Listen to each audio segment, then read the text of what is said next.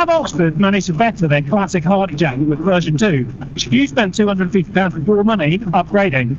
Let's find out.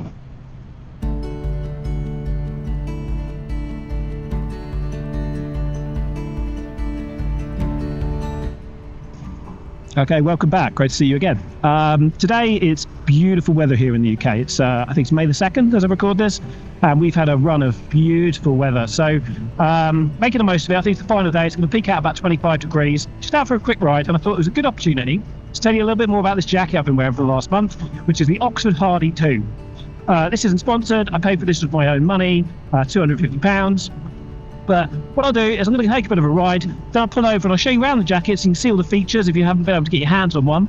I'll probably then head down to grab a coffee somewhere and ultimately give you my thoughts on whether or not I think this is something you should spend your money on and if it's right for you. So if that sounds good, stick around and I'll see you at the next stop.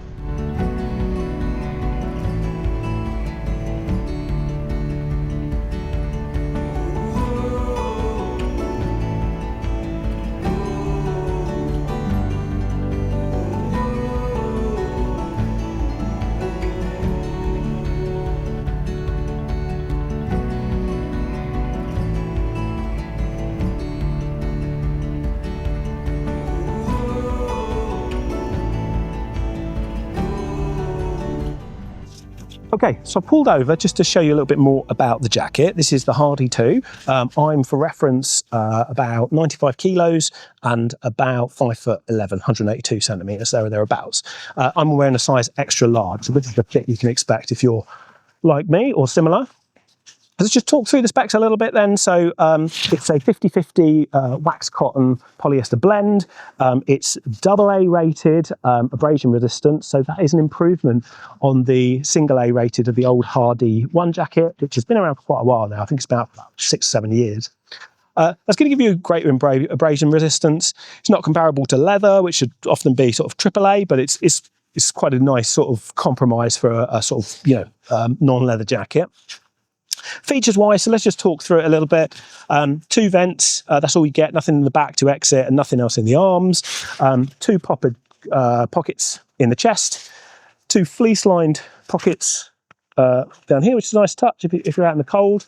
For adjustments in the wrist, you've got just a single popper. So that's something to consider if you wear gauntlet gloves. It's probably not going to go over them and they're not going to go over it. So consider that. Adjustments here, you've got 2 popper options here, so you can really, cinch it in if you need to. It's the outside is water resistant, and then it's actually got a water repellent inner liner as well. So it should be pretty good for downpours because effectively you've got the built-in liner in the inside, and the outside is sort of water resistant. But it will probably get heavy out in the rain, and I'll let you know about that in a future video. What else? Yeah, nice. The collar's nice, 2 popper options here, and it's really nicely lined, so that's really comfortable. Napoleon pocket here on the inside as well, for your sort of stuff you want to keep dry. Protection-wise, built-in elbow, built-in shoulder. There's a pocket in the back for back protector, but no back protector included. As I say, it's 250 quid. I think I've covered most of the points I wanted to rattle through there.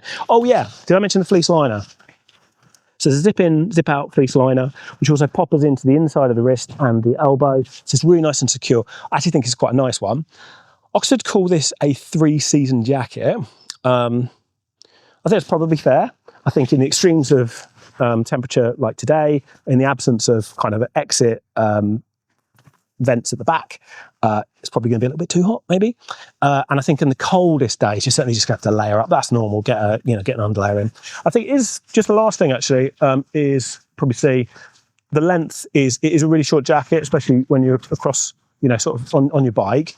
So consider that if you like something longer. It is quite short. So on a really cold day, you're probably going to have a cold back, to be honest. But yeah, I think that's everything. So if you've got any questions about features on it, I will cut in some shots of the thermal liner. I may have already done that, you might have seen those, but if not, I'll put them in now. Let's finish off the ride. It's only a couple of miles. I'll head down there and I'll grab a coffee and I'll just tell you what I think's good, what I think's bad, beyond the technical specs, and whether I think it's worth the 250. All right, let's go.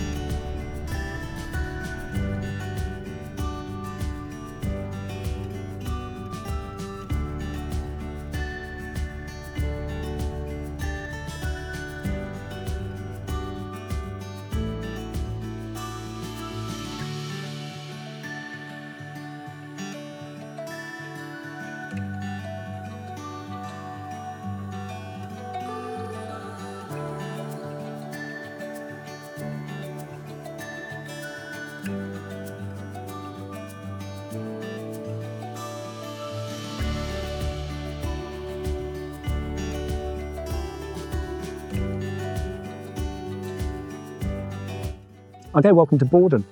A really nice place to stop actually, especially at the shed there. I've come outside having picked up an iced Americano because it was just too loud, to be honest. But yeah, Bordon's an interesting place, part of an old army town that's been getting massive regeneration. So things like the shed here has got pizza, burger places, an acorn coffee is really nice. So I would recommend stopping by if you're passing down here. Yeah, back to the jacket then. So what do I think? £250, I think it's a steal. I think it looks great. I think it's really well made. It's very comfortable. Things that would be nice to have, so a couple of things you can fix yourself.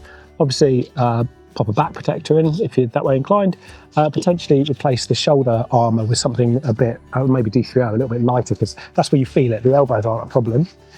Things you can't fix, this is a bit of a pain around the neck. I would love it if it was magnetic fasteners. It doesn't matter in the cups because you can see what you're doing with the helmet on and those sort of things, but this is fiddly. It is a bit short, but that's the style of the jacket.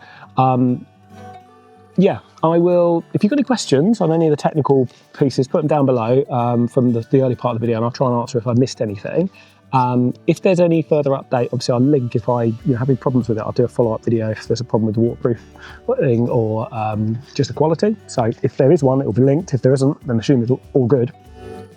And yeah, I think that's all for today. So thanks for sticking around.